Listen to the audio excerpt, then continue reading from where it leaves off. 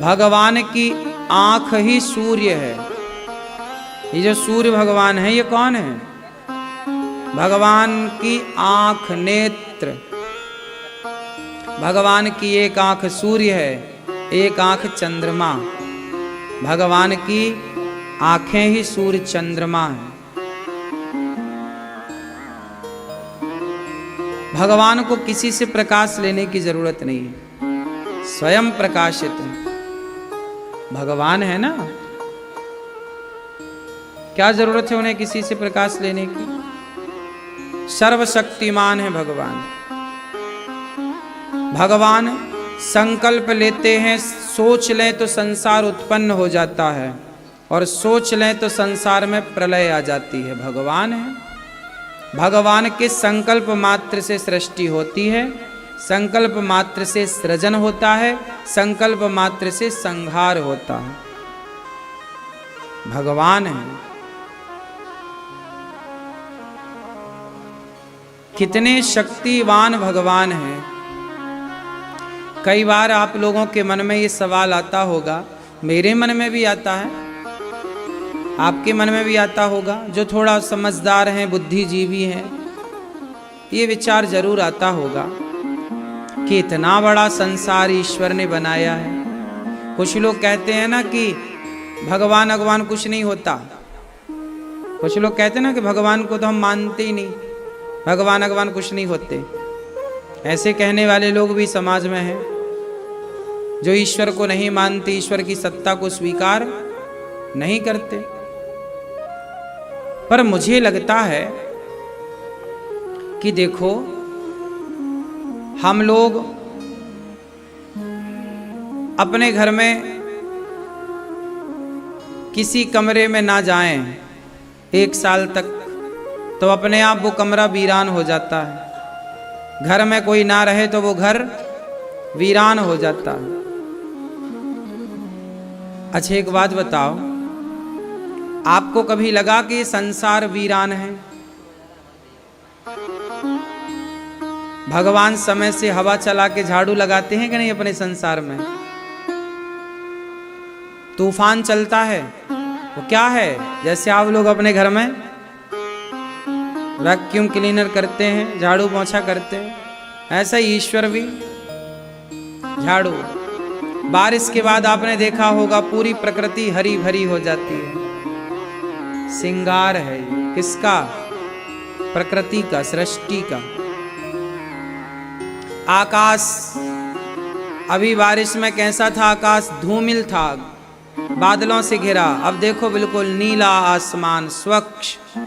शाम को पूरे चांद तारे, कितना प्रकृति का आनंद है। अच्छा ये बताओ, ये सब अपने से हो रहा है कि कोई कर रहा है? हैं? क्यों भैया? जो लोग कहते हैं कि भगवान तो है ही नहीं, सवाल उनसे है कि क्या ये सब अपने से हो रहा है? क्यों भैया? सब अपने से हो रहा है कि कोई है?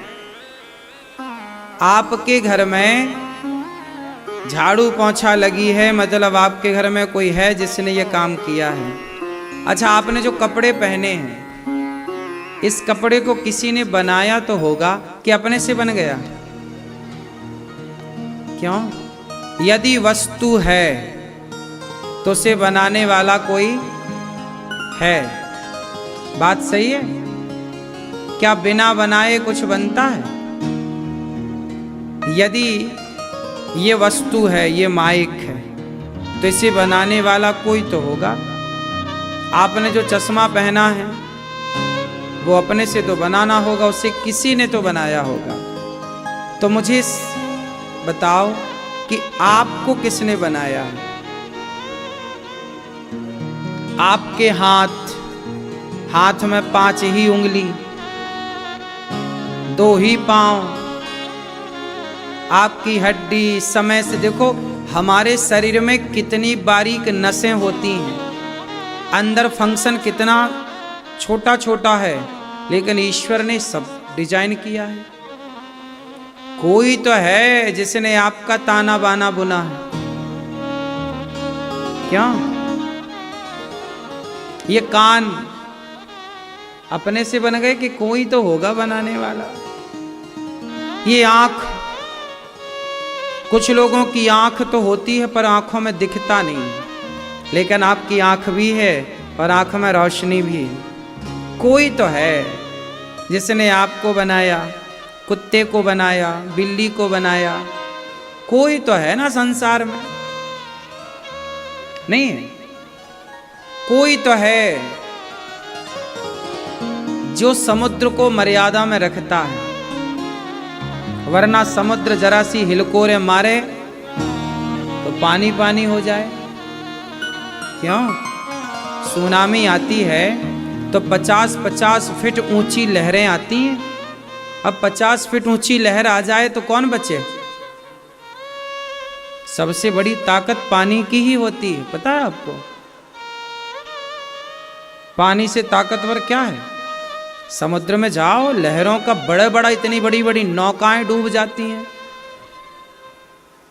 पानी सबसे ताकतवर है, पर वो मर्यादा में रहता है। समुद्र संतुलित। कोई तो है जिसके भय से वो मर्यादित है। क्यों जी? समय से सूर्य भगवान, आप कई बार लेट उठते हैं, लेकिन सूर्य भगवान समय से चलते हैं। आज तक के रिकॉर्ड में आप अपने बाप दादों से पूछो, इतने वर्षों से आप देख रहे हैं संसार, 1 मिनट से कभी सूर्य भगवान लेट भये? उदय होने में और अस्त होने में सब टाइमिंग चल रही है, सिस्टम चल रहा है अपने टाइमिंग से। जनवरी आएगी, माघ का महीना आएगा तो प्रकृति में ठंडी रहेगी। जेठ आएगा तो वातावरण में गर्मी रहेगी। फागुन आएगा तो मौसम सुहावना रहेगा। क्यों? आपने कभी सुना कि माघ के महीने में भयंकर गर्मी पड़ी? सुना? कभी सुना कि आषाढ़ जेठ के महीने में भयंकर सर्दी पड़ी? मतलब कौन है जो समय से ऋतुएं बदल रहा है, समय से मौसम बदल रहा? मौसम बदलता कि नहीं समय से? ऋतुएं बदलती ना समय से। बसंत ऋतु, हेमंत ऋतु, शिशिर ऋतु, ग्रीष्म ऋतु, वसंत ऋतु, शरद ऋतु।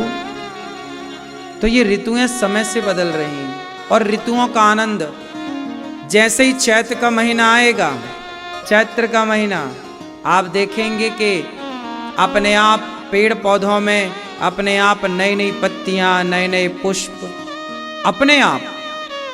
कोई तो है ना पुराने पत्ते झड़ा के पेड़ों पर नए पत्ते उगाता है। इस बात से चैत्र के महीने से शुरू हो जाता ना सब प्रोसेस।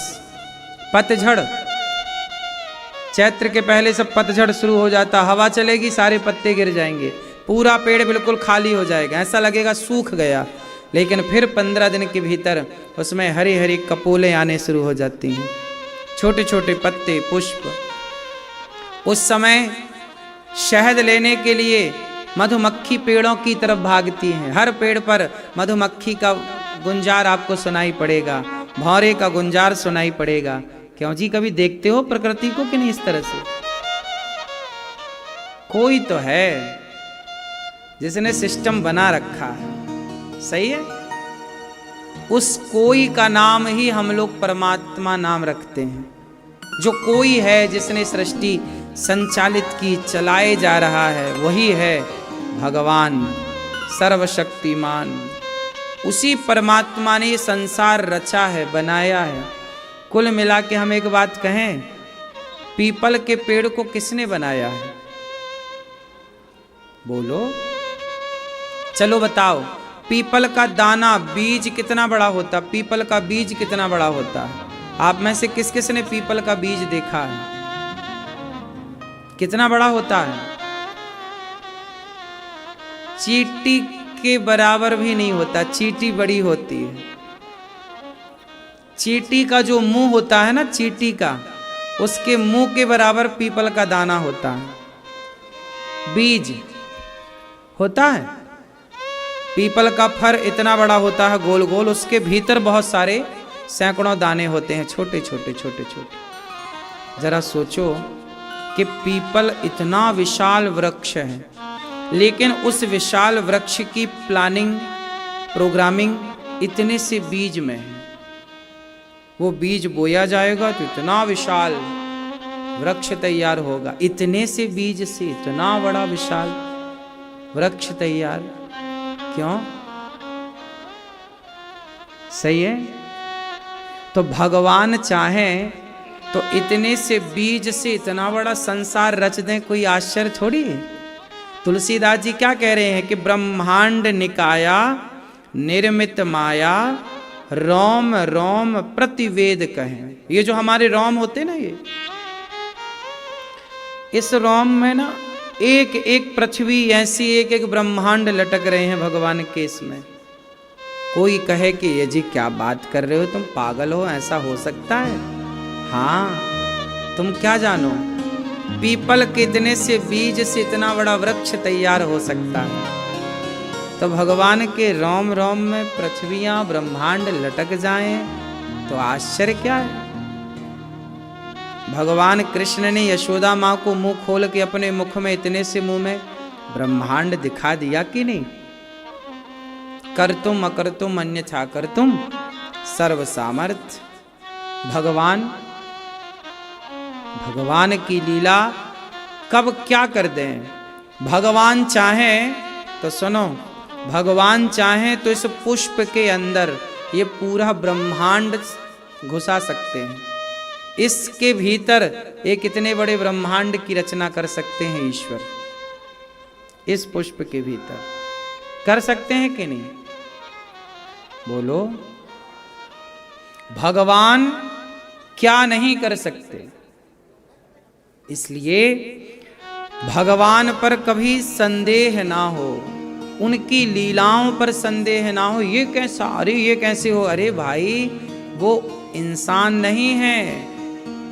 अब जैसे कोई एक उंगली से भगवान ने गिरिराज जी को उठाया, अब कोई कहे कि भाई कोई एक हाथ से कैसे उठा सकता। हाँ, हम नहीं उठा सकते कभी पहाड़ को एक उंगली से, आप भी नहीं उठा सकते कभी, लेकिन भगवान के लिए क्या बात है, कौन सी बड़ी बात है। भगवान ही तो हैं। एक उंगली से पहाड़ क्या, पूरा संसार भगवान उठा सकें एक जरा से। तो भगवान स्वयं प्रकाशित परमात्मा है, उनकी लीला वही जाने। इसलिए उस विराट परमात्मा का हम ध्यान करें। इसलिए हम उस विराट परमात्मा की संतान हैं। संकीर्ण सोच वाले, छोटी सोच वाले लोग हम नहीं हैं। हमें बड़ी सोच रखनी चाहिए। हम विराट परमात्मा की संतान हैं, इसलिए हम बड़ा सोचते हैं, बड़ी गहरी बातें सोचते हैं, गहराई पर उतरते हैं।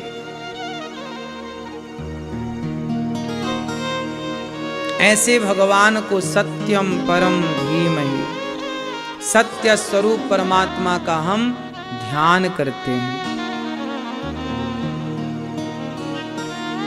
भगवान की कथा जब आप सुनते हैं तो शुश्रूषुभिस्तक्षणात्, जिस क्षण भगवान की कथा सुनने का हृदय में विचार उत्पन्न होता है, उसी क्षण भगवान हृदय में प्रकट हो जाते हैं। ये भगवान की बड़ी महिमा है। भागवत जी में मनुष्य के धर्म का निरूपण है। हमारा धर्म क्या है, मनुष्य का धर्म क्या है, मनुष्य मात्र का धर्म क्या है। भगवान ने हमें क्या बनाया है? बड़े भाग्य मानुष तन पावा। अच्छा बताओ, भगवान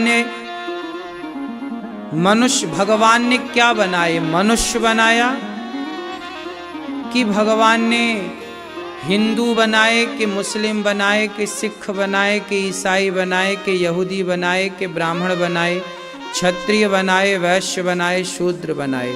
ईश्वर ने मनुष्य बनाए थे कि हिंदू मुस्लिम बनाए थे? बोलो। भगवान ने क्या बनाया? मनुष्य। फिर हिंदू मुस्लिम किसने बनाया? ईश्वर ने हिंदू मुस्लिम नहीं बनाए। ईश्वर ने सिख ईसाई नहीं बनाए। ईश्वर ने ब्राह्मण क्षत्रिय वैश्य शूद्र नहीं बनाए। ईश्वर ने मनुष्य बनाए। क्या बनाए? क्या बनाए? ये जातियां किसने बना दी? तिवारी, दुबे, ठाकुर, सिंघल, क्यों मेरी मां? साहू, जाट, यादव, गुज्जर, ये किसने बनाए? ये सब इंसान ने बनाया है। ईश्वर ने सिर्फ मनुष्य बनाए थे। क्या बनाया था? इसलिए तुलसीदास जी कहते हैं बड़े भाग्य मानुष तन पावा। उन्होंने ये नहीं कहा बड़े भाग्य पंडित तन पावा, बड़े भाग्य क्षत्रिय तन पावा, बड़े भाग्य वैश्य तन पावा, बड़े भाग्य शूद्र तन पावा। ऐसा नहीं, बड़े भाग्य मानुष तन पावा। हम मनुष्य हैं। हम कौन हैं? मनुष्य। फिर संसार में आए तो क्या बन गए? संसार की संगति ने हमें क्या बना दिया? सुनो, जब आकाश से पानी बरसता है, आकाश की बूंदें, तो आकाश की बूंदें तो पानी ही रहता है। लेकिन वही पानी जब गंगा में गिरता है तो वही बूंद गंगा जल हो जाती है, बरसती हुई। और वही बरसती हुई बूंद जब यमुना में पड़ती है तो यमुना जल बन जाती है। नाला में बूंद पड़ती है तो वही नाला बन जाती है। वही आपके छत में पड़ती है तो आपके घर में बरसता हुआ पानी बन जाता है।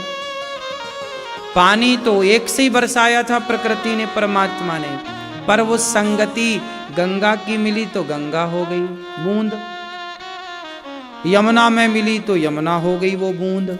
भूमि परत भा ढावर पानी, जिम जीवहि माया लपटानी।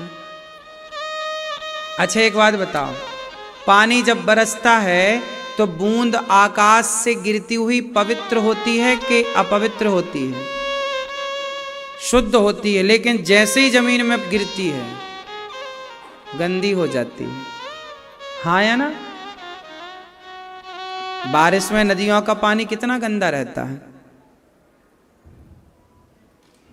जबकि वो बरसता हुआ पानी तो बड़ा पवित्र था।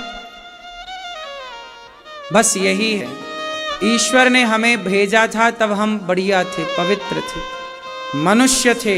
पर यहां आए तो जातियों में बट गए, मजहब पंथ धर्मों में बट गए। यहां हमने अपने टुकड़े टुकड़े कर दिए। क्यों? आज हिंदू कितने टुकड़ों में बटा हुआ है? आज मनुष्य कितने टुकड़ों में बटा हुआ है? क्यों? आज बांग्लादेश में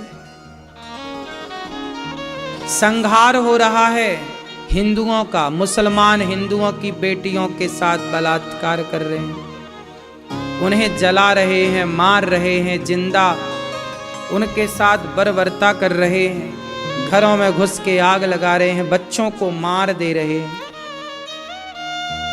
कौन मर रहा है? हिंदू मर रहा है, मुस्लिम मर रहा है, या इंसानियत मर रही है? बोलो। भगवान ने आपको इस संसार में खून बहाने नहीं भेजा कि जाओ तुम उसको मारो, तुम उसको मारो। भगवान ने ये मानव का चोला दिया था, जाओ कुछ बढ़िया अच्छा आनंद से रहो, चिंतन करो, जाओ आनंद से जियो। लेकिन हम आए संसार में हिंदू मुस्लिम कर करके लड़ गए, ब्राह्मण क्षत्रिय कर करके लड़ गए, वैश्य शूद्र कर करके लड़ गए। मैं बड़ा, मैं बड़ा, मैं बड़ा, सब अपने को बड़ा मानने की होड़ में लग गए। हिंदू कहता है मैं बड़ा, मुस्लिम कहता है मैं बड़ा, सिख कहता है मैं बड़ा, ईसाई कहता है मैं बड़ा, ब्राह्मण कहता है मैं बड़ा, क्षत्रिय कहता है मैं बड़ा। सबको बड़ा बनना है। लेकिन हनुमान जी लंका गए तो बड़े बनकर नहीं गए। अति लघु रूप पवन सुत लीन्हा। हनुमान जी लंका गए तो छोटे बनकर गए। मसक समान रूप कपि धरी। हनुमान जी लंका गए तो बोलो छोटे बनकर गए, और छोटे बने हनुमान जी तो आज सबसे बड़े हो गए हनुमान जी। जो छोटा बनता है वही सबसे बड़ा होता है। लेकिन कोई छोटा बने कहाँ, सबको बड़ा बनना है। क्यों? छोटा बनने को तैयार कौन है? खून बहाने को तैयार हैं। हम तुम्हारा खून बहाएंगे, पर छोटा बनने को तैयार नहीं है। हिंदू का खून बहे या मुसलमान का, हिंदू का बच्चा मरे या मुसलमान का, मरी तो इंसानियत ही। क्यों? मरा तो मनुष्य ही, मरा तो वही जैसे ईश्वर ने बनाया है। क्यों ये नफरत मुसलमानों के भीतर है? क्यों कुछ नफरत हिंदुओं के भीतर है? क्यों हम आपस में लड़ने की सोचें? हिंदू की विचारधारा कभी किसी को क्षति पहुंचाने की थी ही नहीं। हिंदू कभी किसी का खून नहीं बहाता। लेकिन आज हिंदुओं का खून तो बांग्लादेश में बह ही रहा है। पाकिस्तान से सारे हिंदू खत्म ही हो गए। कश्मीर से सारे हिंदू मार के भगाए ही गए। हिंदू ने कभी किसी को मारा नहीं कि गर्दन काट दिया हो। क्या करें? या तो हम अपनी गर्दनें कटवाते रहें, या फिर हम भी तैयार हो जाएं आत्मरक्षा के लिए। हमने कभी आगे बढ़कर किसी की गर्दन नहीं काटी। हिंदू ने केवल अपनी रक्षा के लिए तलवार उठाई है। हनुमान जी लंका गए तो राक्षसों को मारा। रावण ने बोला, क्यों बंदर, तुमने हमारे राक्षसों को क्यों मारा? तो हनुमान जी ने कहा, मैंने नहीं मारा, जिन मोहि मारा ते मैं मारे। जिन्होंने हमें मारा है, हमने उन्हें मारा। हमने आगे बढ़कर किसी को नहीं मारा। ये है हिंदू की विचारधारा। हम किसी को नहीं छेड़ते, लेकिन अपने आप को इतना मजबूत भी रखना पड़ेगा कि आपका कोई खून बहाए, आपको कोई छेड़े तो फिर छोड़ना भी नहीं है। क्योंकि किसान जब फसल बोता है तो फसल की रक्षा के लिए खेत में जो कचरा पैदा हो जाता है, किसान बोता है ना, बीज गेहूं, चने, चावल, दाल, कुछ भी बोए, तो फसल जब बोता है तो 15 दिन बाद कचरा पैदा हो जाता है। पहले पानी से क्या पैदा होता है? कचरा खेत में। तो किसान क्या करता है? निंदाई करता है। निंदाई समझते हैं? निंदाई मतलब कचरे को किसान खेत में घुसता है, मजदूर लगाता है और कचरे को उखाड़ के फेंकता है। क्योंकि वो कचरा यदि रहे तो फसल को पनपने ही ना दे, ना फसल को धूप मिल पाए, ना खाद मिल पाए। क्योंकि वो कचरा ज़्यादा छछला होता है, फैल जाता है, सारी धूप वही ले लेता है, पौधे को पनपने नहीं देता। तो किसान जानता है इस बात को कि उसे कचरा हटाना ही पड़ता है, वरना फसल होगी ही नहीं। क्यों जी? बात सही है। आप में से है कोई किसान? तो जैसे फसल की रक्षा के लिए, बोए गए बीज की रक्षा के लिए कचरे को उखाड़ के फेंकना पड़ता है, उसी तरह इस धरती की रक्षा के लिए यदि कोई कचरा फैला रहा है, अव्यवस्था कर रहा है, तो उन आतंकवादियों को उखाड़ के फेंकना ही धर्म बन जाता है। क्या करें फिर, वो धर्म है, वो क्या है, वो धर्म है। किसान का कचरा उखाड़ के फेंकना धर्म है, क्योंकि उसे फसल की रक्षा करनी है।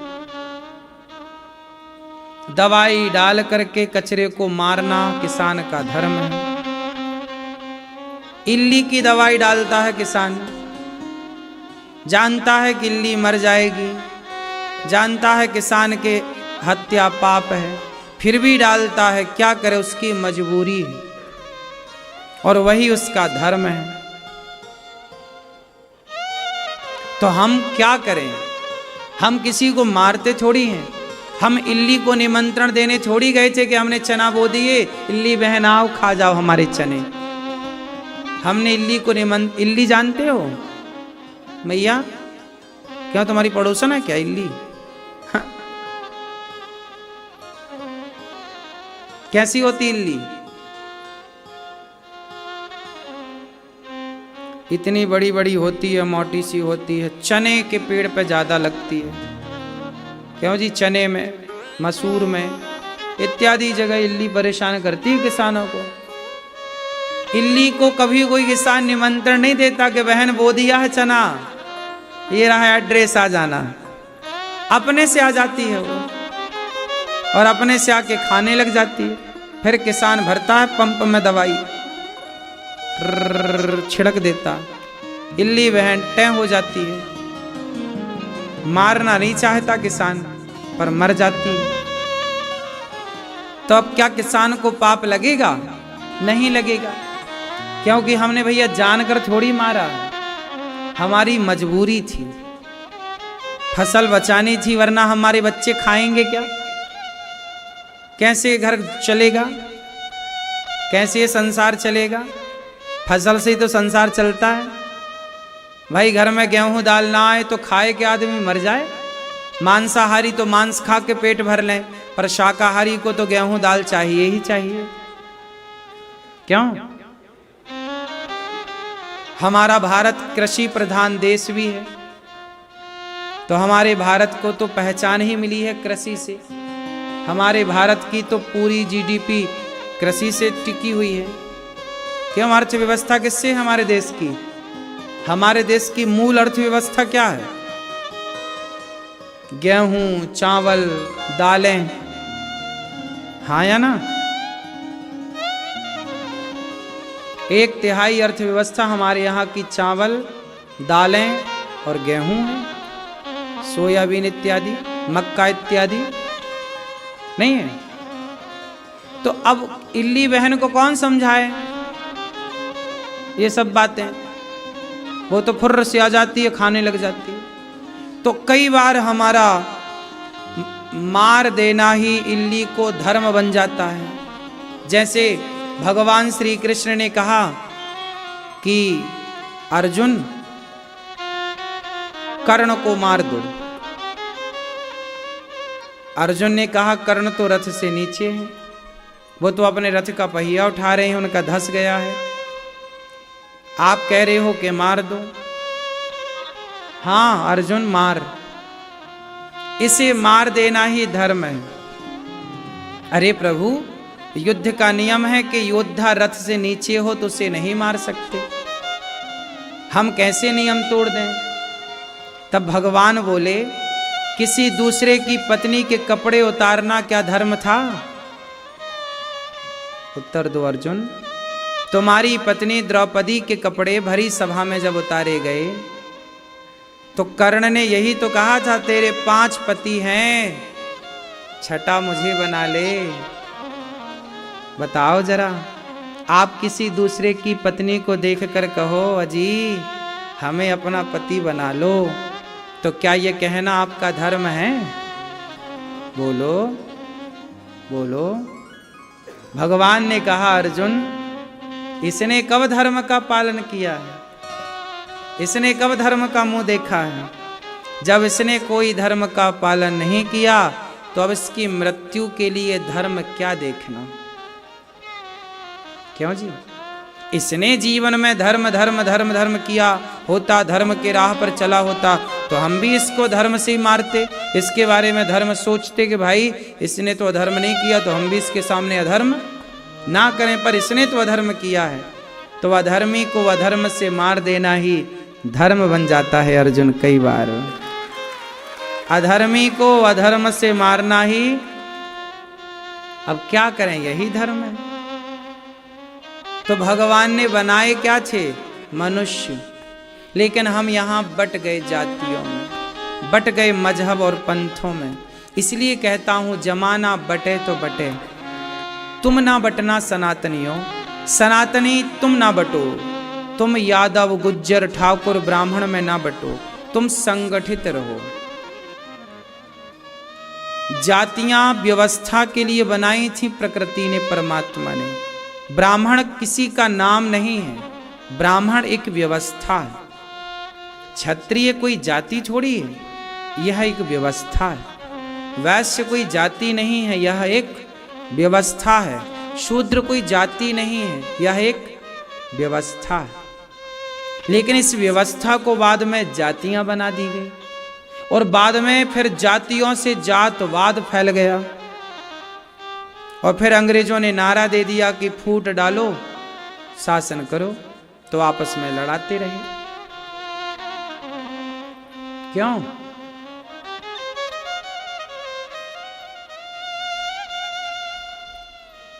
इस तरह से जातियां बनती चली गई। ब्राह्मण बनाए थे भगवान ने, ये दुबे तिवारी और शुक्ला और ये सब बाद में कैसे बने? 2 वेद पढ़ने वाले द्विवेदी हो गए, 3 वेद जानने वाले त्रिवेदी हो गए, 3 बार संध्या करने वाले 3 बार तिवारी हो गए, 4 वेदों का पाठ करने वाले चतुर्वेदी हो गए। हैं सब ब्राह्मण, पर विभाग बनते गए। बाद में देख लो, आज यही तो जातियां बन गई। फिर अब ब्राह्मणों के भीतर भी तो 17 जातियां बन गई हैं। तो ईश्वर ने ब्राह्मण बनाया था, दुबे तिवारी और गौतम तो नहीं बनाया था। लेकिन अब तुम ब्राह्मण होके भी लड़ रहे हो आपस में, अरे हम तेरे घर बेटी नहीं ब्याहेंगे, तुम छोटे हो तुम बड़े हो। अब ब्राह्मणों में भी छोटा बड़ा हो गया। बोलो हाँ। ये सब तुम्हारी उपज है, ईश्वर की उपज नहीं। तुम ही बड़े बनने की होड़ लगाए बैठे हो। बड़ा व्यक्ति जाति से नहीं होता है, तो तुम्हारी जाति सबसे ऊंची, पर तुम काम करो गंदे, शराब पियो, मांस खाओ और पराई औरत को। रावण था तो पंडित, उच्च कोटि का ब्राह्मण है रावण। रावण उच्च कोटि का ब्राह्मण है, 1 नंबर का पंडित है और पढ़ा लिखा पंडित है, ज्ञानी है। लेकिन उसके कर्म इतने गंदे कि आज तक उसके पुतले जलाए जाते हैं। नहीं। और माता शबरी बिल्कुल अनपढ़, ना तो जाति से वो, ना तो शिक्षा से वो, लेकिन फिर भी जब तक शबरी की कथा ना हो तब तक राम की कथा पूरी नहीं मानी जाती। बिना शबरी माता का नाम लिए, बिना शबरी माता की कथा कहे, राम की कथा पूरी हो ही नहीं सकती। हो सकती है? तो शबरी बड़ी हो गई, रावण से बड़ी हो गई। शबरी के प्रति जितना आदर है, रावण के प्रति उतना आदर है। बोलो, केवट के प्रति जितना आदर है, क्या रावण के प्रति इतना आदर है? बोलो, निषाद राज के प्रति जितना आदर है, क्या रावण के प्रति इतना आदर है? जटायु पक्षी है, जटायु के प्रति जितना आदर है, क्या इतना आदर रावण के प्रति है? रावण तो बड़ा था ना, लेकिन छोटा हो गया। शबरी से छोटा हो गया, जटायु से छोटा हो गया, केवट से छोटा हो गया, निषाद से छोटा हो गया। बताओ। इसलिए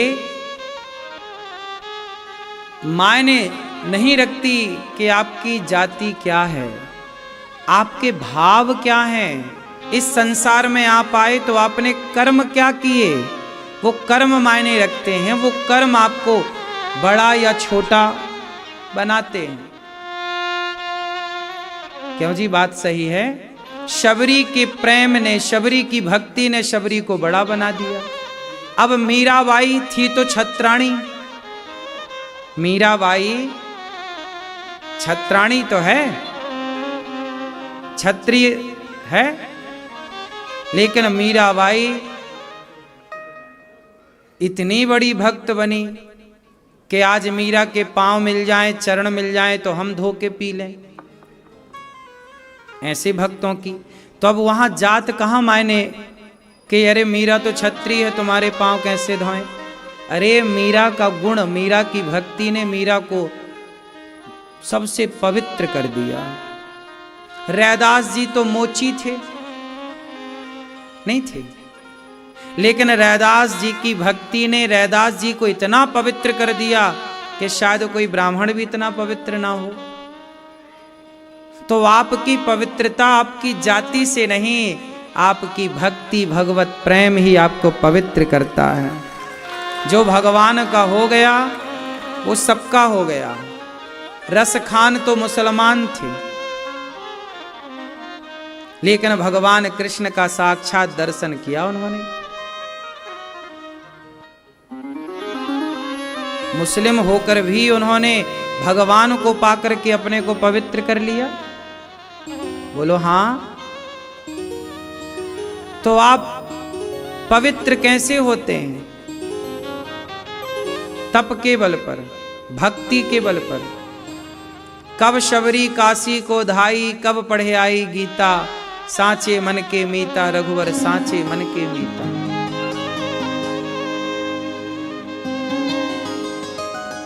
इसलिए हम सनातनी जातियों में बटे ना। हम ब्राह्मण, क्षत्रिय, वैश्य, शूद्र चारों एक पिता की संतान हैं। ब्राह्मण के पिता कौन है? क्यों? ब्राह्मण के पिता कौन है आप बताएं? हैं? मनुष्य। ब्राह्मण के पिता कौन है? भगवान वेद वचन कहते हैं, ब्राह्मणोस्य मुखमासीद बाहु राजन्यः कृताः ऊरु तदस्य जद वैश्यः पदभ्यांगुं शूद्रो अजायत। भगवान श्रीमन नारायण के मुख से ब्राह्मण की उत्पत्ति हुई। भगवान नारायण के कहां से? बोलो। मुख से ब्राह्मण उत्पन्न हुआ। भगवान नारायण की भुजाओं से क्षत्रिय का प्राकट्य हुआ। भगवान की जंघाओं से, जांघ से वैश्यों का प्राकट्य हुआ और भगवान के चरणों से शूद्रों का प्राकट्य हुआ। तो बताओ, चारों के बाप तो एक ही भय? नहीं भाई? बात कहो भैया, सही है कि गलत? बाप तो चारों के, भगवान से ही ब्राह्मण पैदा हुआ, भगवान से ही क्षत्रिय, भगवान से ही वैश्य, भगवान से ही शूद्र। जब चारों का बाप एक है तो तुम भाई हुए कि नहीं? बोलो। ब्राह्मण, क्षत्रिय, वैश्य, शूद्र चारों भाई भय के नहीं? सगे, एक बाप की औलाद हो तुम। जब तुम्हारा बाप एक है तो तुम चारों सगे भाई भय। जब सगे भाई हो तो फिर लड़ते किस बात के लिए हो आपस में? फिर लड़ाई काहे है? ये हम नहीं कह रहे हैं, वेद कह रहे हैं कि तुम चारों एक बाप की संतान हो।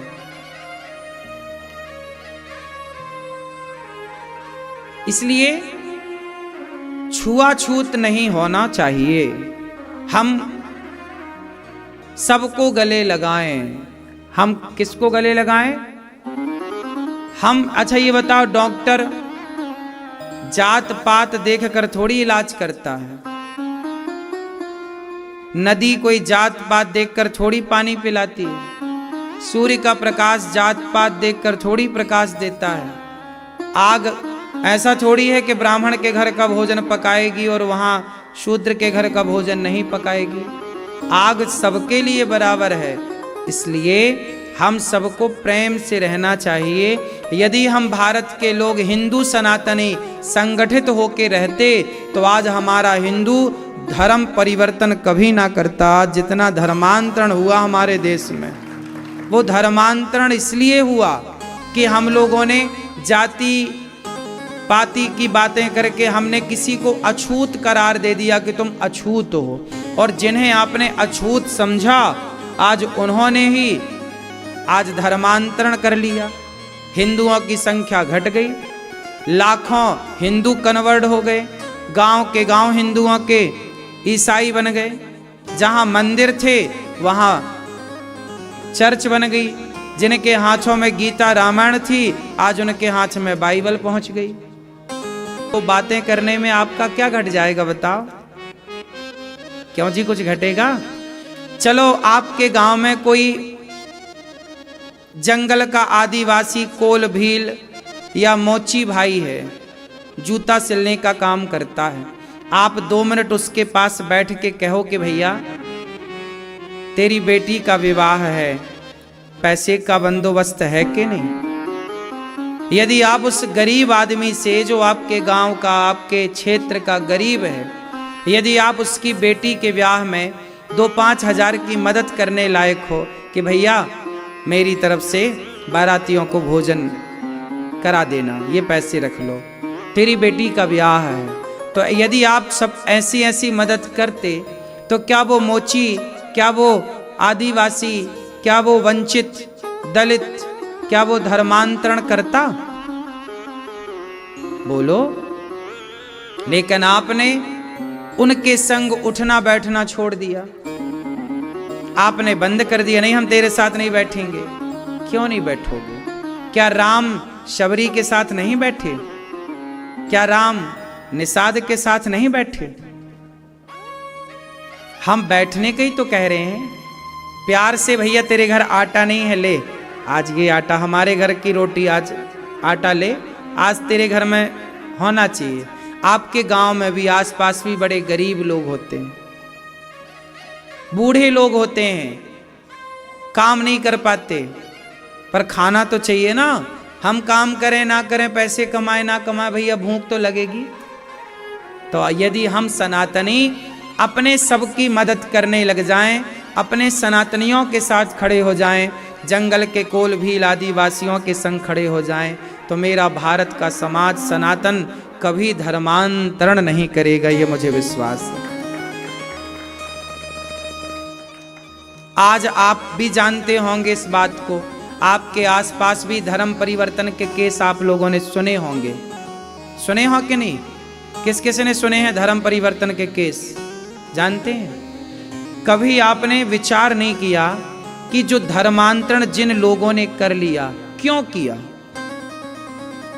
क्रिश्चियन लोगों ने क्या किया कि उन लोगों को 1000 रुपया दे दिया, 2000 दे दिया, अरे तेरे को आटा देंगे हम, तेरे को चावल देंगे हम, तेरे को ये देंगे। लालच में उन्होंने धर्मांतरण करा लिया। और आप क्या बोले, अरे इन्होंने धर्म परिवर्तन कर लिया? नहीं, सोचो कि वो समाज बेचारी कितनी मजबूर है। खाने को रोटी ना होगी ना, बच्चे भूख से तड़प रहे होंगे ना, तो फिर तो जो रोटी दे देगा वही भगवान हो जाएगा। क्या कहते हैं? इसलिए कोई और मदद, किसी और की मदद हम लें भी क्यों? क्यों? गौरी गोपाल आश्रम में इतनी सारी सेवाएं चलती हैं, हम किसी मुसलमान से थोड़ी दान लेते हैं, हम किसी ईसाई से थोड़ी दान लेते हैं। गौरी गोपाल आश्रम में 290 माताएं हैं, 150 बच्चे पढ़ते हैं, 400 से अधिक गौ माता हैं, 30,000 लोग पर डे प्रसाद पाते हैं गौरी गोपाल जी की रसोई में। कोई मुसलमान आए कहे कि हम आपको दान करेंगे, नहीं भैया हम तेरा दान नहीं लेंगे।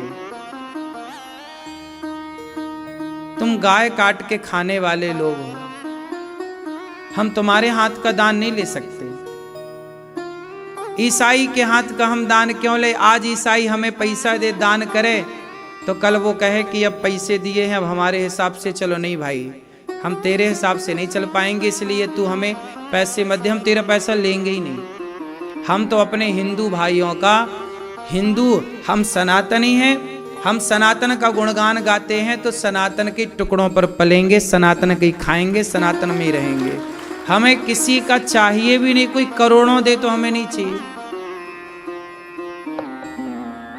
इसलिए कहता हूं कि तुम सनातनी हो, तुम जातवाद को मारो गोली। व्यवस्थाओं के लिए बनी थी जातियां, व्यवस्थाओं के रूप में स्वीकार है, मना ही नहीं करते। छुआछूत को गोली मारो और सबकी मदद करो। यदि आप मदद नहीं कर पाए तो बहुत बड़ा समाज हिंदू का क्रिश्चियन बन जाएगा और कल को वही समाज तुम्हारे आगे आके तुमसे युद्ध करने खड़ा हो जाएगा। भड़का के बरगला के वो लोग खड़ा कर देंगे। बात समझ में आ रही है कि नहीं? अंग्रेज आए तो कोई लाखों अंग्रेज थोड़ी आए थे, 2-4 अंग्रेज आए। उन अंग्रेजों ने आपस में आपको लड़ाया और वो अंग्रेज देखो 200 साल राज्य किए। कितने 1000-2000 अंग्रेज थे और क्या थे, 5000 अंग्रेज रहे होंगे। 5000 अंग्रेज पूरे भारत में राज किए। सोचो, वो लड़ते थोड़ी थे, वो तो आपको लड़ाते थे। उन्होंने कोई लड़ाइयां थोड़ी लड़ी। इस क्षत्रिय को, इस राजा को उस राजा से लड़ा दिया और जब वो राजा जीत गया तो अपनी सेना लेकर के और उस राजा पे भी सत्ता हासिल कर ली। दोनों को एक दूसरे को लड़ा के पहले उनको कमजोर कर दिया, फिर जो जीता तो उस पे आक्रमण करके उसको खत्म कर दिया, दोनों की सत्ता पे कब्जा कर लिया, लो बन गए राजा। ऐसा करते थे अंग्रेज। अच्छा ये बताओ,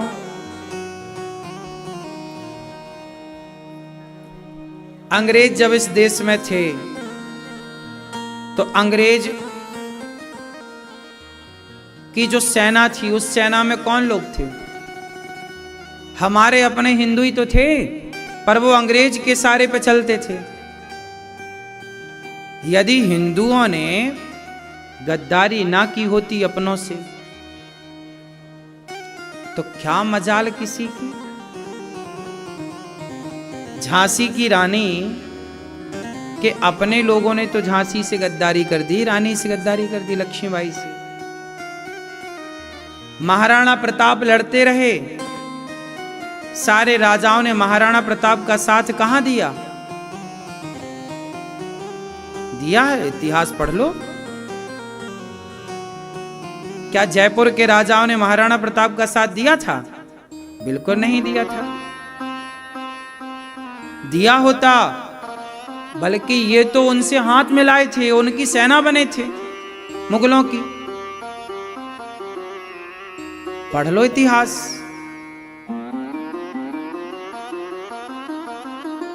लड़ते रहे हल्दी घाटी का युद्ध महाराणा प्रताप।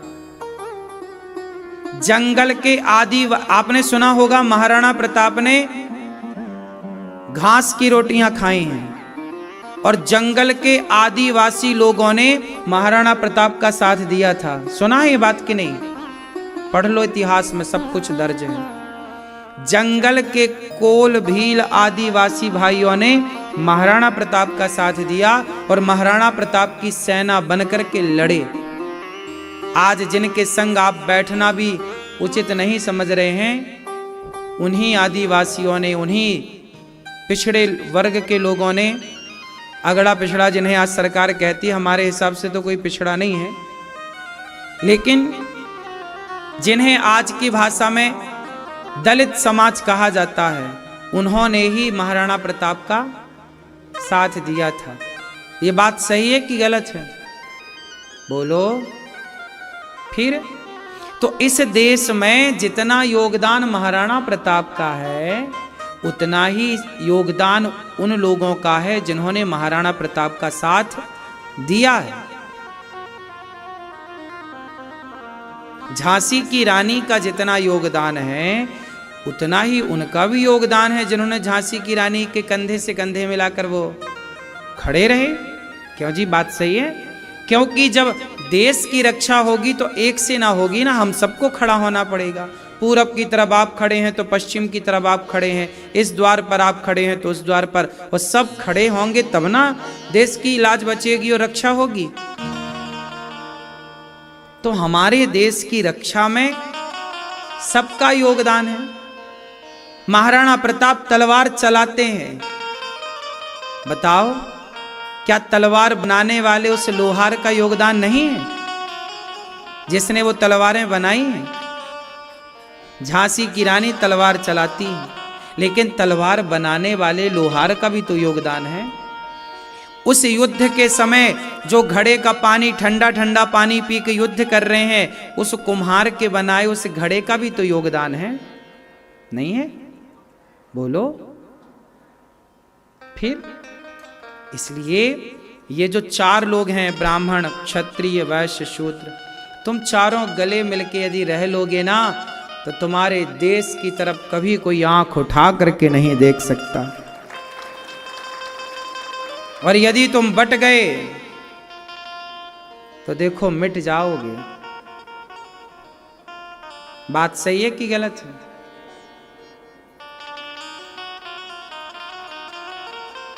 आपस में इसलिए हमारे राम चार भाई हैं, चारों का प्रतीक है वो, ब्राह्मण, क्षत्रिय, वैश्य, शूद्र। अच्छा ये बताओ, राम क्षत्रिय हैं, बोलो हां, पर लक्ष्मण किसकी भूमिका में है?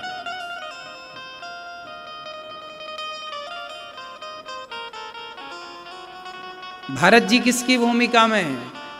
शत्रुघ्न जी किसकी भूमिका में है? कभी इस पर बहुत गहरा चिंतन करो तो पता लगेगा कि चारों वर्णों की भूमिका वहां निभाई जा रही है। ब्राह्मण, क्षत्रिय, वैश्य और शूद्र की भूमिका। बड़ा कौन? राम बड़े क्यों बन गए? क्योंकि राम ने शबरी को गले लगाया, वंचितों को गले लगाया, आदिवासियों तक, बंदर भालुओं तक राम पहुंच गए। नहीं, जो सब तक पहुंचता है, जिसके द्वार सबके लिए खुले हैं, जिसकी छाती सबको गले लगाने के लिए तैयार, वही तो बड़ा है ना साहब। अब हम कहें नहीं जी हम आपको गले नहीं लगाएंगे, हम उनको गले लगाएंगे, ये तो गलत हो जाएगा। इसलिए मनुष्य का धर्म क्या है? मनुष्य का धर्म क्या है आप बताओ? आप बताओ मनुष्य का धर्म क्या है?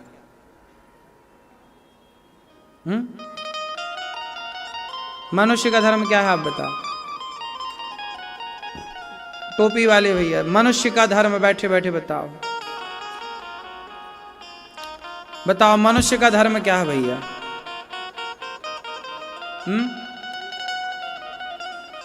मनुष्य का धर्म है ये तुलसीदास जी कह रहे हैं, परहित सरिस धर्म नहीं भाई। धर्म क्या है? परोपकार करना धर्म है, सेवा करना धर्म है। धर्म है न दूसर सत्य समाना, सत्य बोलना धर्म है। परोपकार, सबके साथ भला करना, सबकी सुनना, सबके दुख में खड़े होना, सबके आंसू पोंछना, यही हमारा सत्य बोलना। दया धर्म का मूल है, पाप मूल अभिमान। तुलसी दया न छोड़िए जब तक घट में प्राण। दया धर्म है। दया क्या है बोलो? इसलिए दया करो, सब पर दया करो, निर्दयी ना बनो, सबसे प्रेम करो, नफरत ना करो, परोपकार, गौरी गोपाल आश्रम में देखो हमारी माताएं रहती हैं। कोई माँ ब्राह्मण है, कोई माँ क्षत्रिय, कोई माँ वैश्य है, कोई माँ शूद्र वर्ण से है, लेकिन हमने आज तक किसी माँ से जाति नहीं पूछी और हम सबके चरण सेवा करते हैं, सभी माँओं के पांव दबाते हैं। हमने तो नहीं भेद रखा जातियों का, के रखा। गौरी गोपाल जी की रसोई चलती है, देखो सब प्रसाद पाते हैं, सबके लिए प्रसाद खुला, कोई जाति पूछ के प्रसाद नहीं दिया जा रहा है, कोई भी आ रहा है सबको प्रसाद एक समान बट रहा है। क्यों जी, बात सही है? देख लो आप अपनी आंखों से। तो जातियां व्यवस्था के लिए बनी थी, तो हमने व्यवस्था के लिए स्वीकार की है। हमने ऊंच नीच छुआछूत के भाव से जातियों को नहीं देखा। क्यों मेरी मां? गौरी गोपाल इस बात का प्रमाण है, उदाहरण है समाज के लिए कि यहां कोई भेद नहीं है, यहां कोई वीआईपी कल्चर भी नहीं है। आपको लगा कुछ? यहां सब आ रहे हैं, सब बैठ रहे हैं, सबके लिए व्यवस्थाएं हैं, सब माताओं का दर्शन करो, सब प्रसाद पाओ, सब जो यहां है सबके लिए है। कथा है तो सब सुन रहे हैं।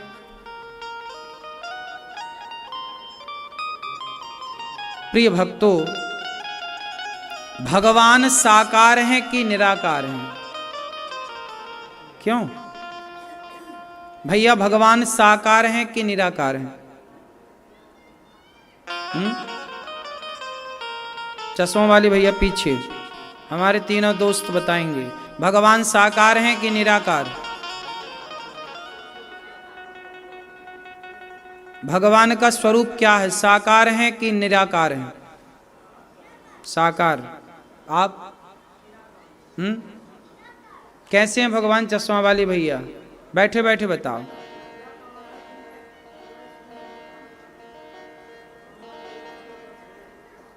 आप बताओ, भगवान साकार हैं कि निराकार हैं? हाँ, निराकार हैं। आप बताओ दादाजी। निराकार हैं। तो फिर राम जी कौन हैं? ये तो साकार हैं। तो क्या राम जी भगवान नहीं है? यदि आप कह देंगे कि ईश्वर निराकार है तो फिर राम तो साकार हैं, क्योंकि राम की पूरी कथा है, बाल लीला है, आकार है राम जी का। रामचरितमानस पढ़ेंगे तो वहां आप इस निष्कर्ष पर पहुंचेंगे कि सगुण ही अगुण ही नहीं कछु भेदा। भगवान निराकार भी हैं और साकार भी हैं। जैसे पानी निराकार है, पानी का कोई आकार है? बोलो, पानी का कोई आकार नहीं होता, लेकिन पानी जब बर्फ बन जाता है तो उसका एक आकार होता है। तो पानी तो निराकार था, पर पानी जब बर्फ बना तो उसका एक आकार निकल के आया। उसी तरह भगवान निराकार तो हैं, पर जब जरूरत पड़ती है भक्तों को तो वही निराकार निर्गुण सगुण साकार बन करके प्रकट हो जाता है। कभी राम बनकर, कभी कृष्ण बनकर, कभी नरसिंह बनकर, कभी वामन बनकर। तो भगवान निराकार हैं, पर भगवान साकार भी हैं। यदि आप कह देते हैं कि ईश्वर सिर्फ निराकार है तो बात गलत हो जाएगी। आप कह देंगे कि ईश्वर सिर्फ साकार है तो बात गलत हो जाएगी। आपको ये कहना चाहिए कि ईश्वर दोनों हैं, जब चाहें वो साकार हो जाएं, और जब वो भगवान की स्वतंत्रता है कि वो निराकार में रहें, या ये ईश्वर की अपनी स्वतंत्रता है। भगवान जब चाहें, जो चाहें वैसे तब बन जाएं। तो भगवान राम साकार हैं। कुछ लोग कहते हैं हम तो निराकार की उपासना करते हैं। सुनो, सुंदरकांड में क्या लिखा है? सगुण उपासक परहित, सगुण क्या लिखा है? सगुण उपासक परहित निरत नीति दृढ़ नेम, ते नर पावर पापमय। भगवान कहते हैं सगुण उपासक परहित। सगुण उपासक जो सगुण की उपासना करता है, जो परहित करता है, भगवान कहते हैं मैं उस पर बहुत प्रसन्न होता हूं। ते नर प्राण समान मम, जिनके द्विज पर प्रेम। जो ब्राह्मणों की सेवा करता है, परोपकार करता है और सगुण की पूजा करता है, भगवान कहते हैं वो मुझे बहुत प्रिय है। स्वयं राम जी ने शंकर जी का साकार शिवलिंग बनाया। निराकार की उपासना तो राम ने नहीं की। बोलो, निराकार है, लेकिन निराकार के लेवल को हम लोग नहीं प्राप्त कर सकते ना। सबका एक लेवल है। सुनो, वो लेवल कौन प्राप्त करता है, उसकी दोनों की मैं व्याख्या सुनाऊं। सुनो, ऐसा है कि हम छत में जाएंगे ना, तो छत में जाने की एक विधि है। सीढ़ियों के द्वारा ही आप छत में जा सकते हैं, कि डायरेक्ट जा सकते हैं। यदि आप ऐसे हैं कि आप एक छलांग मारे डायरेक्ट, तो आप जा सकते हैं, लेकिन ये सामर्थ्य सब में तो नहीं है। क्यों? हनुमान जी में तो सामर्थ्य है कि छलांग मार के समुद्र पार कर जाए, लेकिन हम में तो ये सामर्थ्य नहीं है कि हम छलांग मार के समुद्र पार कर जाए। तो हमें तो सीढ़ी से ही जाना पड़ेगा। हनुमान जी कौन है? राम के सेवक, राम का चेला, राम का सेवक इतना बढ़िया है कि छलांग मार के समुद्र को पार कर गया। तो फिर राम छलांग मार के काहे नहीं चले गए? काहे सेतु के सामने सेतु बनाए और हाथ जोड़े खड़े रहे, समुद्र भैया हमें जरा रास्ता दे दो। जब राम का चेला इतना पावरफुल है कि छलांग मार के पार कर गया, तो राम जी भी छलांग मार के समुद्र को पार कर लेते ना। फिर काहे सेतु बनाना पड़ा? क्यों भैया, क्यों बनाना पड़ा, जरा बताइए। क्योंकि राम जी उस प्रोसेस से चलते हैं, क्योंकि राम जी मनुष्य हैं भगवान, पर क्या लीला कर रहे हैं? विप्रधेनु सुर संतहित लीन मनुज अवतार। अवतार कौन सा है? मनुष्य का। तो जब मनुष्य का अवतार है तो लीला कैसी करेंगे? मनुष्य की। तो फिर मनुष्य को तो ऐसे ही चलना पड़ेगा, सीढ़ी से। तो राम जी कहते हैं कि ऐसे चलो। तो साकार से ही, सीढ़ी से ही छत में पहुंचा जाएगा, साकार से ही निराकार में पहुंचा जाएगा। साकार का ध्यान करते करते, जैसे आप में से कितने लोगों ने बिहारी जी का दर्शन किया है?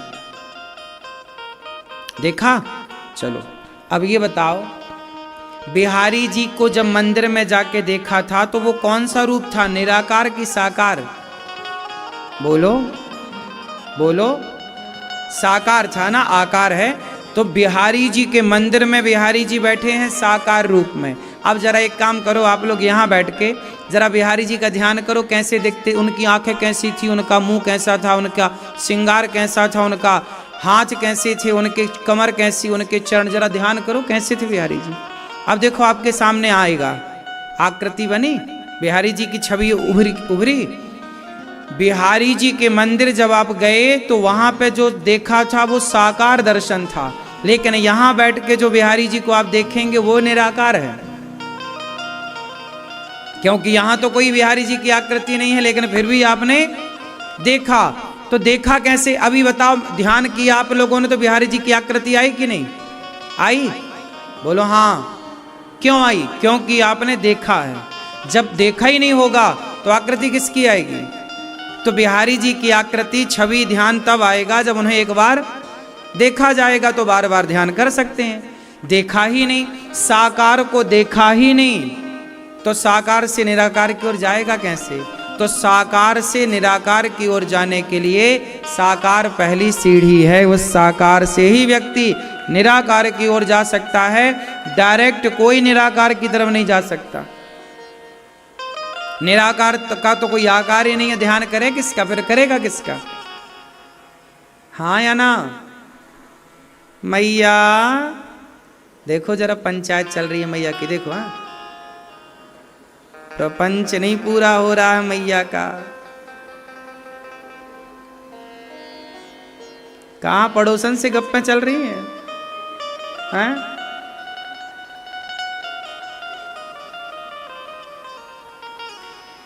भगवान साकार निराकार दोनों ही रूप में विराजे। भगवान के अवतार कितने हैं? क्यों? कितने अवतार हैं भगवान के? पंचायती मैया बताओ, कितने अवतार हैं भगवान के? मैया बताओ मेरी माँ, कितने अवतार हैं भगवान के? पूछ लो पड़ोसन से। नकल करती हो मैया? कहाँ तक पढ़ी हो? नकल करके पास हुई हो?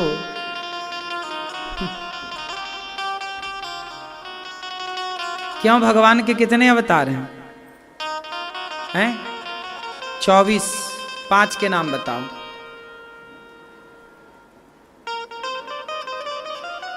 थोड़ा जोर से।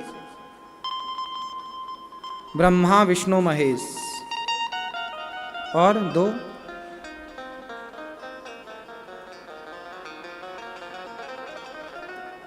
सनातन धर्म की ये बड़ी विडंबना है।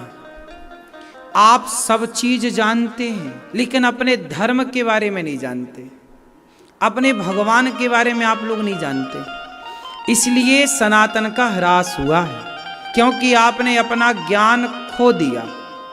पहले पुरुष हो या स्त्रियां, सबको नॉलेज था। आजकल नॉलेज कुछ भी नहीं है।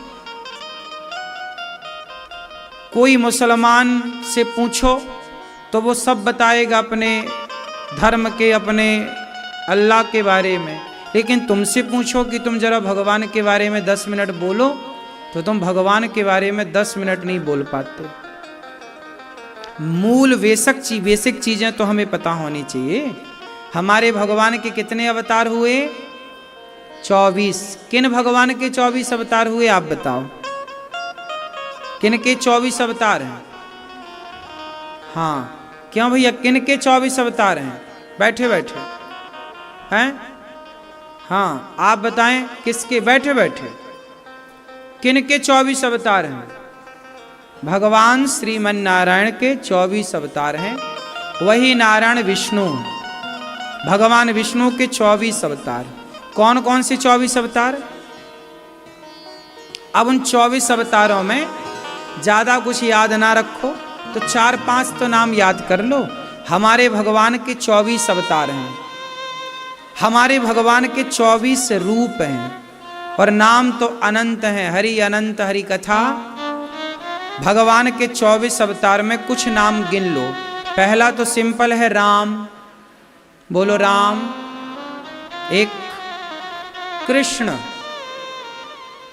बोलो कृष्ण। नरसिंह, नरसिंह खंबा तोड़ के आए, क्या नाम है? नरसिंह भगवान। 3 हो गए। सरल और बलराम जी याद कर लो। राम, कृष्ण के भैया कौन? बलराम। ये हो गए 4। और 5वें आपको पता होगा, परशुराम जी।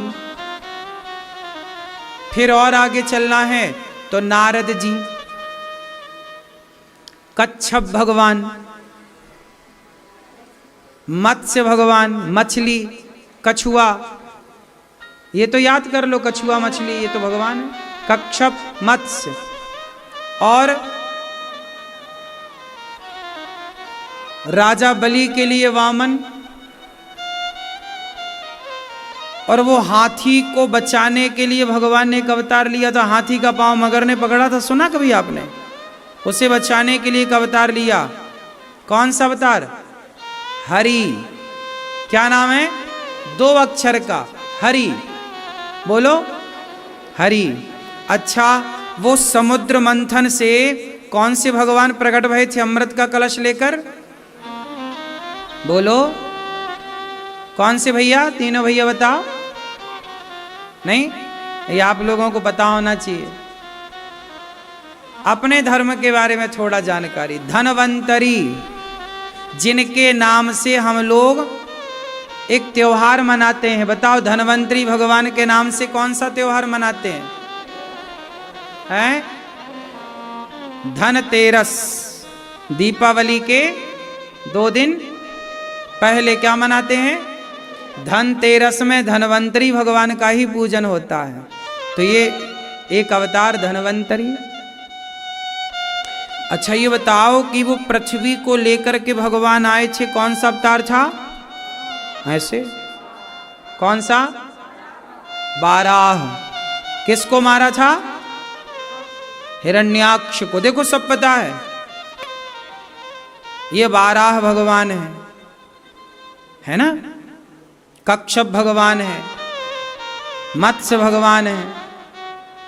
एक बार भगवान एक स्त्री बने थे। बताओ, कौन से भगवान?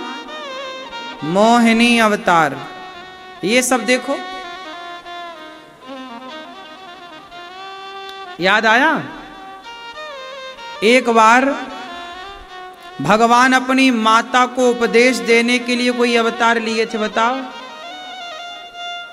अपनी मां को ज्ञान देने के लिए भगवान आए थे। कौन सा अवतार था? कपिल भगवान। ये देखो, आप सब पता है। एक बार भगवान ऋषभदेव जी आए। ऋषभदेव भगवान पृथ्वी का दोहन किया, तो पृथ्वी का दोहन करने से उनका नाम पड़ा पृथु। कौन से भगवान? पृथु से इसका नाम पड़ा, धरा नाम था पहले पृथ्वी का, पृथु जी से नाम पड़ा पृथ्वी। अब हमारे ये चश्मा वाले भैया बताएंगे 5 अवतार के नाम। बताओ, 24 अवतार में 5 नाम बता दो आप। राम, कृष्ण, हरि, धनवंतरी। कृष्ण 2 बार बोल दिया आपने। मोहिनी, ठीक है। आप बताओ 5 हैं? राम, कृष्ण,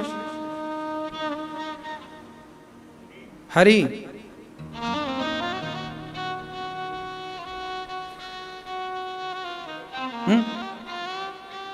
धनवंतरी, वामन। आप बताओ 5।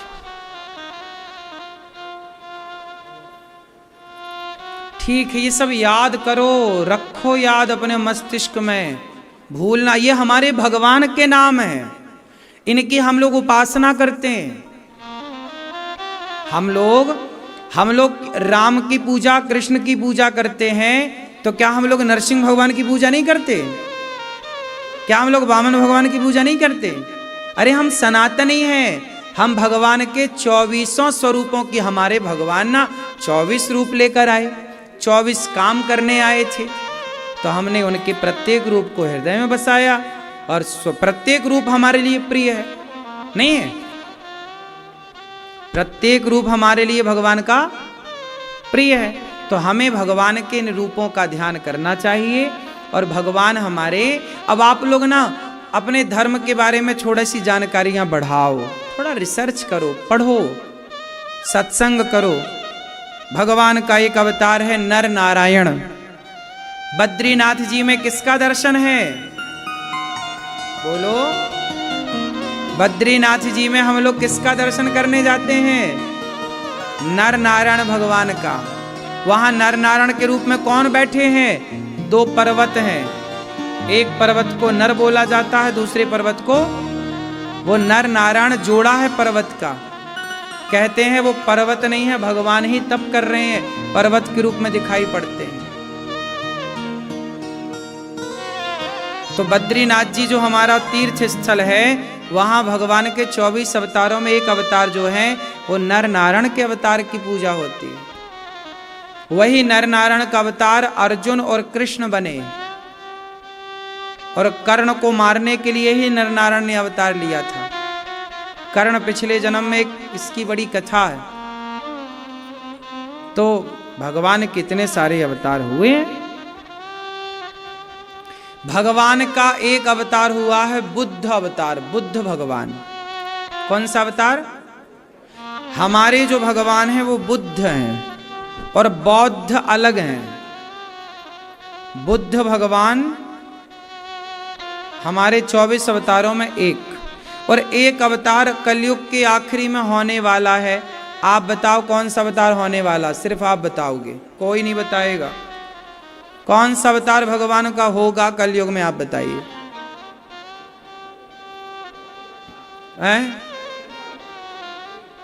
कल की अवतार कहां होगा?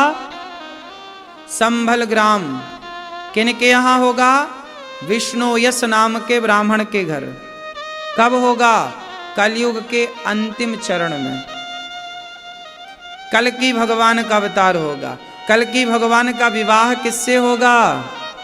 वैष्णव मैया से, वैष्णवी मैया से, वैष्णव माता से। हम देखिए सनातनी भूत की बात भी जानते, वर्तमान भाई हमारा शास्त्र हमें तैयार करते और हमारे भविष्य की बातें। हमारे शास्त्र हमें कितना दूरगामी बनाते हैं, दिव्य दृष्टि दे करके आपको भेजते हैं। आप पढ़ो तो अपने ग्रंथों को, यदि आप पढ़ने लग जाओ अपने शास्त्रों को, अपने धर्म ग्रंथों को, तो आपके मेमोरी, आपकी बुद्धि ना जाने कितनी गुना तेज हो जाएगी। आजकल के लोगों की बुद्धि बड़ी छोटी सी है, बुद्धिमान नहीं है। स्वामी विवेकानंद जी कितने बुद्धिमान थे। आज के युग में क्या स्वामी विवेकानंद जी की तरह कोई बुद्धिमान हो सकता है? आद्य शंकराचार्य जी कितने बुद्धिमान थे, क्या उनकी तरह कोई बुद्धिमान हो सकता है आज के युग में? जबकि आज तो इंटरनेट का जमाना है, फिर भी इतनी बुद्धिमत्ता कहां है? इसलिए आपको अपनी बुद्धि का प्रयोग करना चाहिए। गीता पढ़ा करो, रामचरितमानस पढ़ा करो। ये सब पढ़ेंगे तो आपका विकास होगा, विकसित होंगे आप। भगवान के 24 अवतार हुए। इन 24 अवतारों के बाद वेद व्यास जी ने 17 पुराणों की रचना की। नारद जी ने कहा कि भागवत जी की रचना करिए, तब जाके आपका काम बनेगा। तब भागवत जी की रचना की और भागवत जी में भगवान के सुंदर सुंदर चरित्रों का वर्णन किया। भागवत जी की शुरुआत व्यास जी ने महाभारत के युद्ध से की।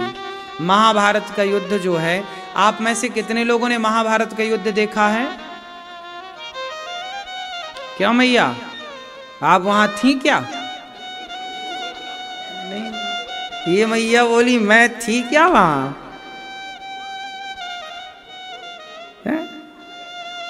किसके पक्ष से थी तुम? कौरव के पांडव हैं? देखा आपने महाभारत? टीवी में देखा है। टीवी में क्यों, आजकल तो घर घर महाभारत चल रहा है, आदमी देख ही रहा है। हर घर में एक महाभारत, सास बहू का महाभारत अलग चल रहा है, देवरानी जेठानी का महाभारत अलग चल रहा है, भाई भाई का महाभारत अलग चल रहा है, अड़ोसी पड़ोसी का महाभारत अलग चल रहा है। आज तो खूब महाभारत, गली गली महाभारत। पहले तो ले दे के एक ही महाभारत था, अब तो घर घर महाभारत। हर भाई भाई में महाभारत छिड़ा है। पूरे भारत का प्रतिशत निकालो तो 2% भाइयों को छोड़ दो आप।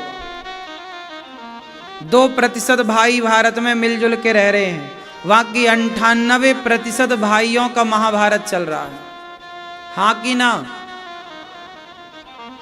भाई लड़ रहे हैं, सगे भाई एक दूसरे को मारने को, खून पीने को तैयार है। क्या हो गया है तुम भाइयों को? एक थाली पे खाने वाले भाई, आज देखो तुम एक दूसरे के खून के प्यासे हो। भाई का खून बहा के भी क्या पाओगे? बड़ी विडंबना।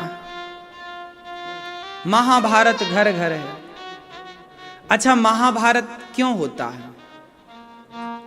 क्यों मैया आप बताओ, किसके कारण महाभारत होता है? पुरुषों के कारण महाभारत होता है कि स्त्रियों के कारण? हम कुछ नहीं कह रहे हैं, आप लोग बताओ।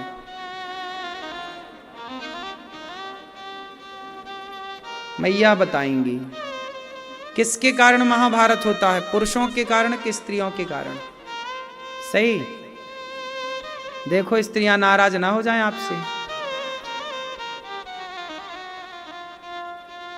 क्यों मैया, किसके कारण महाभारत होता है? आपका तो ज्यादा अनुभव है। अच्छा, तो मैया भागवत सुनने आई हो, सुनाई नहीं दे रहा है? थोड़ा कम। मैया राम राम, मैया राम राम। अच्छा, आप बताओ किसके कारण महाभारत हुआ है? सूर्य के कारण? किसके कारण? जुआ, जुए के कारण। जुआ, ठीक है, बात ठीक कह रहे हो आप। जुए के कारण महाभारत हो गया, इसलिए जुआ नहीं खेलना चाहिए। क्यों आप लोग खेलते हैं जुआ, ताश वाश? क्यों आप पंडित जी सही बता, खाओ मां कसम के नहीं खेलते जुआ? हाँ मतलब ताश वाश खेलते हो हैं?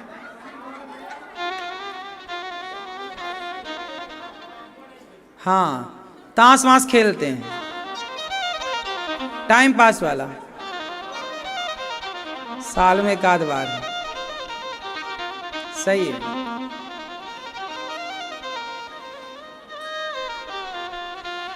Time pass. अब आप टाइम पास क्या करोगे? टाइम खुद अपने को पास करने वाला है। अब अपने को टाइम पास जुआ खेल के नहीं, ताश वाश खेल के नहीं, राम राम जप के, कथाएं सुन के, अच्छे काम करके। अब ताश वाश अपने को नहीं शोभा देता। ये जो ताश है ना, ताश की गड्डी, ताश के गड्डियों को छूना भी अपशगुन है। जैसे ताश की गड्डियां ताश बिखर जाती है ना, ऐसे ताश खेलने वाले का जीवन भी बिखर जाता है। जुआ खेला तो था कौरवों ने, एक ही बार तो खेला पांडवों ने। आप कहते हो साल में हम एक ही बार खेलते हैं, ठीक है, आप पैसे वाला नहीं खेलते, टाइम पास वाला, लेकिन फिर भी ये चीजें इन्हें शास्त्रों ने गलत कहा है। धर्मराज युधिष्ठिर इतने बड़े ज्ञाता थे, लेकिन गलती तो उन्होंने भी कर दी, जुआ खेल लिया। क्या जरूरत थी युधिष्ठिर को जुआ खेलने की? आज युधिष्ठिर जी से सवाल पूछा जाएगा कि आप तो विवेकी थे, आप तो समझदार थे, आपको क्या जरूरत थी जुआ खेलने की? अच्छा आप बता सकते हो कि धर्मराज युधिष्ठिर ने जुआ क्यों खेला? क्यों खेला बताओ?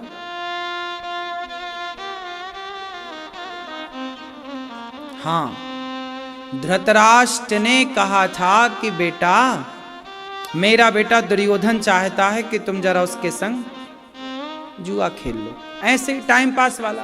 वो हुआ तो टाइम पास वाला ही था, बाद में वो धीरे धीरे दाव पैंच लगने शुरू हो गए। शुरुआत यहीं से तो होती है। धर्मराज को जुआ नहीं खेलना चाहिए। अच्छा, धर्मराज ने जुआ खेला तो बताओ उन्हें दंड मिला कि नहीं? क्यों भैया आप बताओ, धर्मराज को जुआ खेलने के कारण क्या दंड मिला बताओ? क्या मिला आप बताओ?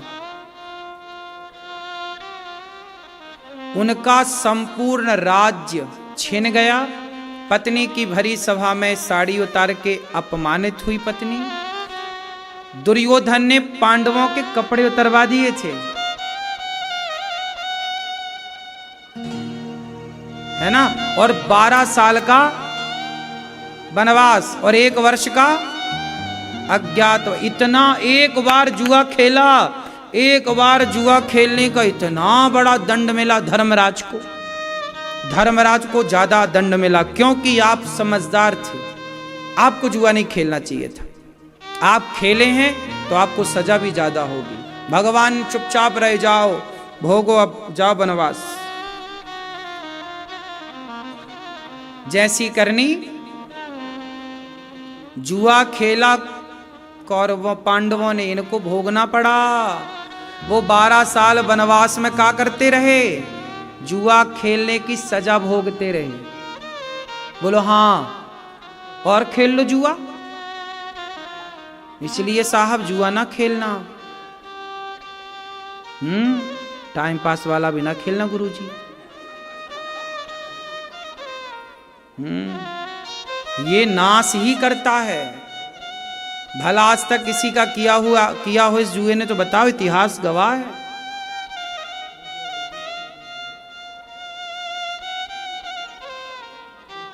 और सुनो, पांडवों ने तो खेला जुआ, तो देखो 12 साल वनवास, 1 वर्ष का अज्ञातवास, उनका पाप धुल गया। पांडवों का पाप धुला कि नहीं? जुआ खेल के जो पाप हुआ अब धुल गया ना, 12 साल भोग लिए बेचारे, तो धुल गया। लेकिन कौरवों का पाप नहीं धुला। कौरवों को क्या दंड मिला? कौरवों ने भी जुआ खेला और जुआ में छल किया, क्या निकला? सर्वनाश। कौरवों का क्या हुआ? क्या हुआ भैया? 100 के 100 कौरव नष्ट भय के नहीं? दुर्योधन का बेटा, दुर्योधन का परिवार नष्ट हुआ कि नहीं? सोचो जरा, जब धृतराष्ट्र के सामने उसकी 100 बहुएं विधवा जब रोई होंगी तो धृतराष्ट्र पर क्या गुजरा होगा? 100 बहुएं जब आके रोई होंगी कि अंधे धृतराष्ट्र, तुमने यदि अपनी बुद्धिमत्ता का परिचय दिया होता, सही समय पर द्रौपदी की लाज बचाने के लिए अपने शब्द बोले होते, हाथ बढ़ाया होता द्रौपदी की रक्षा के लिए, तो 100 के 100 बहुएं कह रही हैं धृतराष्ट्र से कि आज हम विधवा होकर आपके सामने ना खड़ी होती। एक आदमी की गलती ने सर्वनाश कर दिया। धृतराष्ट्र का जरूरत से ज्यादा जो पुत्र मोह था, क्या था? क्या था? बोलो। पुत्र मोह। उस पुत्र मोह ने क्या कर दिया? सर्वनाश कर दिया। किया कि नहीं? क्यों भैया? इसलिए पुत्र का मोह इतना भी ना हो। पुत्र सही है तो सही है, और गलत है तो भले तुम्हारा बेटा है, उसे रोको गलत करने से।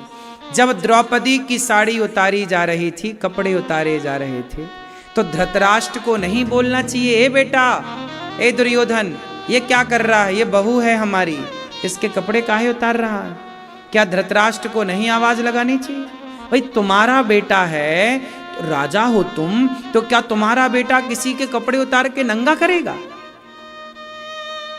भाई तुम्हारा बेटा है, इसका मतलब ये थोड़ी है कि तुम्हें लाइसेंस मिल गया कि तुम किसी के भी सभा में कपड़े उतार दो।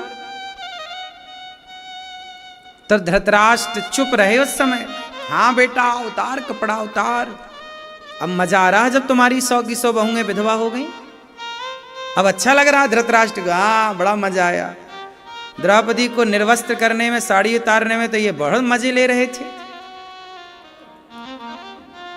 पाप करने में बड़ा मजा आता है मैया, गलत करने में बड़ा मजा आता है, लेकिन जब उसका परिणाम आता है ना तो नानी याद आ जाती।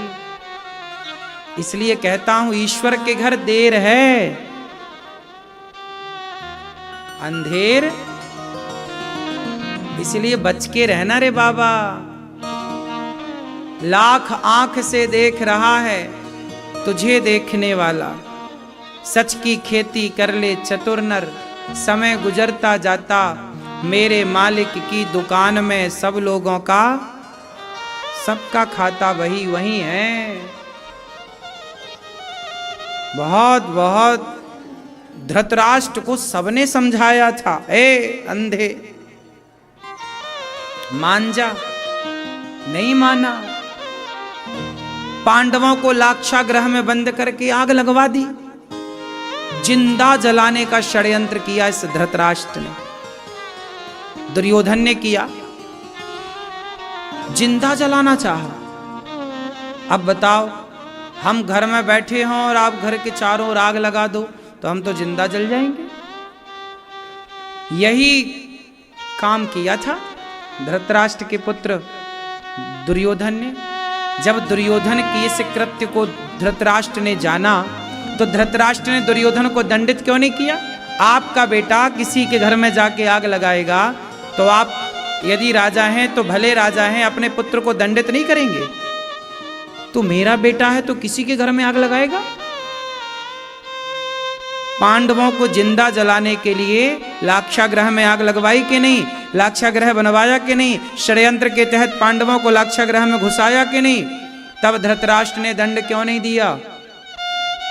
जब धृतराष्ट्र को पता चला कि इसने लाक्षागृह बनाया, क्यों नहीं दंडित किया? यदि दंडित किया होता समय से धृतराष्ट्र ने दुर्योधन को, तो आज धृतराष्ट्र का सर्वनाश ना होता, 100 बच्चे ना मारे जाते, है ना मेरी मां? इसलिए कहता हूं, भले तुम्हारा बेटा हो, भले तुम्हारे अपने हो, तुम्हारा बाप हो, तुम्हारा भाई हो, यदि वो गलत है तो उसे रोको, समझाओ, भाई ये गलत है। गलत को यदि रोका जाए तो तुम्हारा भला होगा, और गलत में यदि साथ दे दिया जाए उस गलत का तो सर्वनाश होगा। धृतराष्ट्र ने रोका नहीं, साथ दिया। जैसे गांधारी मां बोली, बेटा दुर्योधन कल आ जाना, तुम सारे कपड़े उतार के आना, जैसे तुमने द्रौपदी को नंगा करना चाहा, निर्वस्त्र करना चाहा, कल तुम निर्वस्त्र होके आना, हम तुम्हें पट्टी उतार के देखेंगे, और जहां जहां हम देख लेंगे ना वो शरीर तुम्हारा वज्र का हो। देखो जरा गांधारी का दिमाग कहां चल रहा है। पट्टी बांधे बैठी है मैया, और पट्टी हटाई भी तो उस नालायक के लिए जो बलात्कारी है। दुर्योधन भला था कि बुरा था? फिर तो गांधारी मां से कभी मिले गांधारी मैया, पूछना मैया तुमने पट्टी तो हटाई थी दुर्योधन को बचाने के लिए, काश तुमने पट्टी हटाई होती द्रौपदी को बचाने के लिए तो तुम्हारा नाश ना होता। पट्टी हटी तो थी पर गलत को बचाने के लिए, काश आप सही को बचाने के पक्ष में होती। गांधारी भी गलत है, गलत को बचाने वाला भी गलत होता है, नहीं होता? द्रौपदी को क्यों नहीं बचाना चाहा गांधारी ने? क्यों नहीं दुर्योधन को 2 थप्पड़? अरे तुम्हारा बेटा आज किसी बहन के कपड़े उतारे तो तुम मां हो, तुम जरूर 2 थप्पड़ मार दोगी। क्यों रे नालायक, नहीं मारती हो? आज की मां ही 2-4 थप्पड़ जमा देगी अपने बेटे, पता चल जाए किसने ऐसा। लेकिन गांधारी ने थप्पड़ तो मारे नहीं, तेरा शरीर वज्र का बनाएंगे। दुर्योधन जैसे लोग यदि वज्र के हो जाते, ना मरते, तो ये तो ना जाने और कितनों के कपड़े उतारते। क्या इस बात का ज्ञान गांधारी को नहीं था?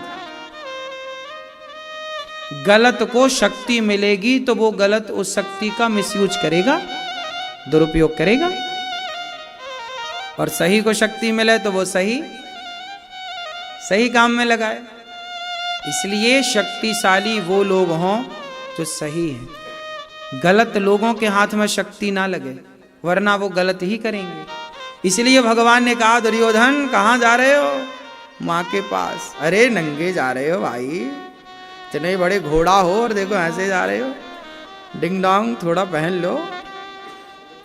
क्या पहन ले? अरे माँ ने मना किया कपड़े नहीं पहन सकते। अरे कपड़े का मना किया, पत्ते से ढक लो। केले के पत्ते की टॉवेल पकड़ा दी भगवान ने, ये लो। अब केले के पत्ते से कमर ढक ली। माता के पास गए, माँ ने कहा, बेटा शरीर में कोई कपड़ा तो नहीं है? ना माँ कोई कपड़ा नहीं। माँ गांधारी ने पट्टी हटाई, वो भी बड़ी तपस्वी महिला थी, अपने तप का पूरा बल दुर्योधन को देखा, नीचे से ऊपर तक। घूम जा बेटा। जब घूम, अरे ये तूने कमर काहे ढक रखा है पत्तों से? अरे माँ हमें लगा कि तुम देखोगी हमें ऐसे। अरे बेटा मैं तेरे को जहां जहां देखूंगी वो तेरा शरीर वज्र का हो जाएगा, कोई नहीं मार सकता, तू अमर हो जाएगा। लेकिन ये पत्ते से तूने ढक लिया है, अब वो कच्ची रह गई जगह। ये बताइए पत्ते किसने ढकने को दिए? अरे वो कन्हैया मिले रास्ते हैं। समझ गई गांधारी कि ये नहीं चाहता। तब गांधारी ने श्राप दिया, कन्हैया तुम जैसे हमारे आंखों के सामने हमारे 100 बच्चे मारे गए, जाओ हम तुम्हें श्राप देती हैं कि तुम्हारे पूरा वंश आपस में लड़कर के समाप्त हो जाए, जैसे हमारा वंश समाप्त हुआ तुम्हारा भी हो। देखो गांधारी खुद की औलाद को देख नहीं रही है कि कैसी है, और श्राप देने चली भगवान को। वो तो भगवान ने श्राप मां हो मान लिया, वरना ना मानते तो क्या कर लेती गांधारी। इसलिए भगवान कृष्ण का वंश भी आपस में लड़के समाप्त हुआ आखिरी में, क्योंकि वो गांधारी माता का। लेकिन यहां एक बात आपके लिए है कि गांधारी ने अपनी गलतियां नहीं देखी कि मेरी औलाद कितनी गलत है। गलती किसे नजर आई? कन्हैया तुम। यही समाज का रोना है कि व्यक्ति अपनी कमियां नहीं देखता, अपनी गलतियां नहीं देखता, औरों की गलतियां देखता है, औरों को दोषी करार देता है। तुम्हारा दोष है, तुम दोषी हो, तुम्हारे कारण हुआ। आदमी खुद नहीं देखता कि बुरा जो देखन मैं चला, बुरा न मिलिया कोई। हम अपनी बुराइयां तो देखते नहीं हैं, हम औरों की बुराइयां देखते।